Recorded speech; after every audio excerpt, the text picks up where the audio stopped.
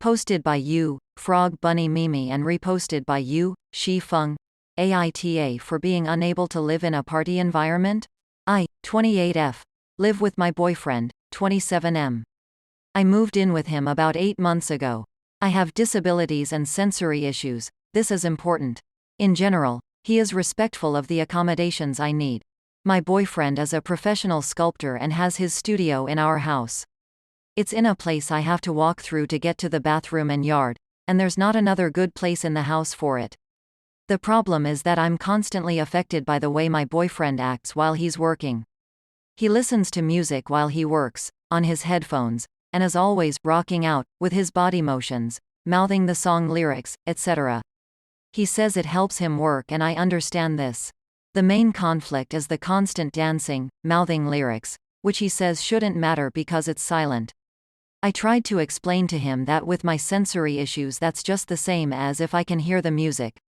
He said I could just enter that part of the house less while he's working. I mean, what? The bathroom is there. There are also problems with him bringing buyers over to see his work, and we have policies around this. I need to be notified in advance and agree, which get broken. I've come home and there is a buyer in the house, and he thought it was fine because he didn't expect me home. Having a stranger in the house is very unsafe for me. I might be affected for days. He again suggested that I should just avoid his studio in that case, despite this being my home now too. I was having an extremely bad day yesterday, week, really, and I just needed restorative peace in my own house, so I hid the key to his studio. I told him I would give it back in an hour and just needed total rest for now, and said to him, like he said to me so many times, that maybe he should spend the time in another part of the house. I really would have given the key back in an hour or so, but he freaked out and bluffed that I was going to make him lose a commission if he couldn't work right then, which gave me an anxiety attack. So, this is where I might be the AH. I didn't return the keys until that night. He thinks I'm the AH, but I think for the most part I just wanted a little peace in my own home. AITA? Update. I accept that I am the AH for hiding the keys to my BF's studio. It was an AH moment. I was the AH my boyfriend, and I have now discussed several solutions to the problem I posted about, and none of them involve me hiding his keys. I will address other main comments. 1. I asked my boyfriend if I am abusive. He said no, so there's that. 2. To all of the disabled people who commented about work, I'm truly sorry you have to work while suffering through your pain, and that it's made you lack compassion for others. 3. To all of the non-disabled people who commented about work and social services, do any of you have any idea how hard it is to get a disability medically recognized in this country, let alone by the government? Why is it assumed that I never tried this option? Do you know what the government offered me? Not resources, not support, not even the financial resources to get all of the medical consultations which I would need to be diagnosed and meet their criteria. They offered me skills training in jobs nobody would ever want. It's a broken system. There's no help to be had. 4. To random house layout questions. I didn't design this house. The bathroom is where it is. The doors are where they are. 5. To statements that it's not a disability, it is. Sensory disabilities make some people able to perceive very minor sounds and vibrations that other people could not. Commenters note that this is all happening in another room, in silence, in another part of the house. But according to your description, it's happening in another room which you only have to pass through occasionally and briefly. It only affects your senses when you walk through. The rest of the time he's just working silently in another room, not interfering with you sensorily. OP explains why that's not good enough. Again, it's hard to explain, but I can physically sense him moving around in the studio when he's in there, because I know it's what he always does, and so I can't get any peace. It's hard to explain to people without sensory issues, but his dancing around is as jarring to me as a full-on party concert. It's physically exhausting to me, and I either have to avoid a whole area of the house or end up having anxiety and needing to take downtime for that. OP explains she's already been kicked out by her parents and sister, so she has nowhere to escape from the party environment. My parents aren't an option. I was offloaded onto my sister by them, who offloaded me thereafter. A lot of judgments here, but the thing about disabilities is that they're debilitating. The less support and stability you have, the more your conditions will worsen, and the less independent you can be. It's easy to look at that from the outside and see it as not trying, but sometimes there are insurmountable obstacles. I lived with my sister who suddenly gave me an ultimatum to move out. I can't afford my own place in this economy, and I also don't benefit from living alone. Op explains to us that dancing is against the rules. Hear me out. It sounds like you think he would be actively harmed or unable to function if he occasionally refrained from dancing. But it's totally normal to not dance in general. It's usually against the rules to dance around on the bus or in your office because those actions can be annoying to everyone around. It's a basic social thing.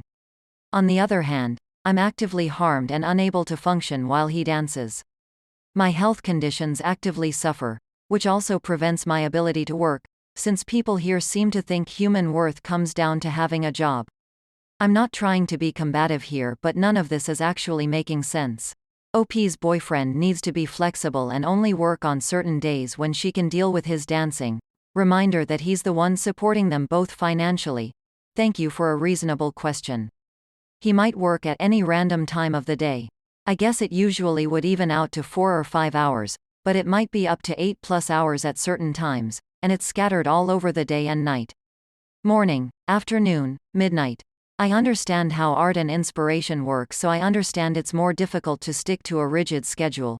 But if I can be flexible, then I imagine he could also be flexible sometimes and postpone work calmly without dancing, on days where that would immensely help me.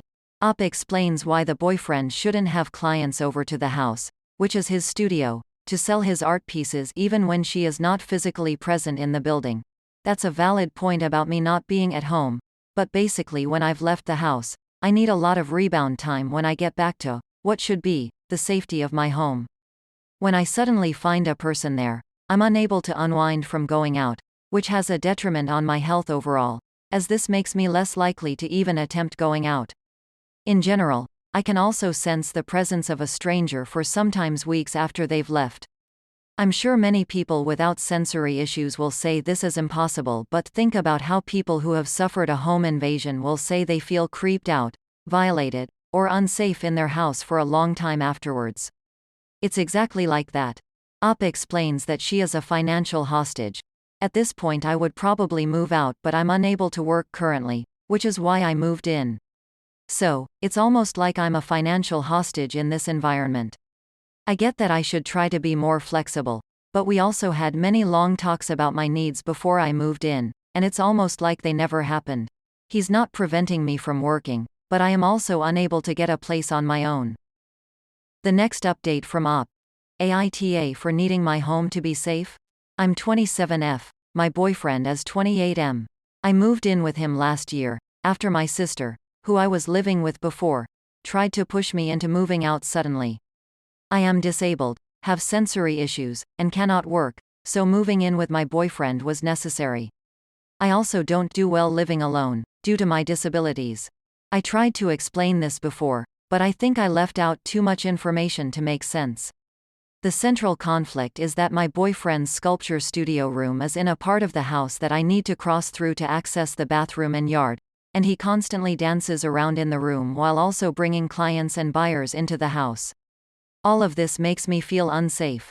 It might be hard to understand for people without sensory issues, but him dancing around in the room is physically exhausting to me, and I can sense him doing this even if I'm not in the room.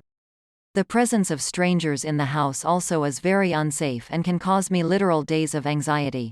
My boyfriend and I have had many discussions about the accommodations I need, and it seems like I am simply not getting through to him on these issues, although he's considerate of my needs in some other areas regarding living together. Lately we had an argument where I hid his studio keys, as a result of being simply exhausted and needing to be able to rest in the house, which is my home too.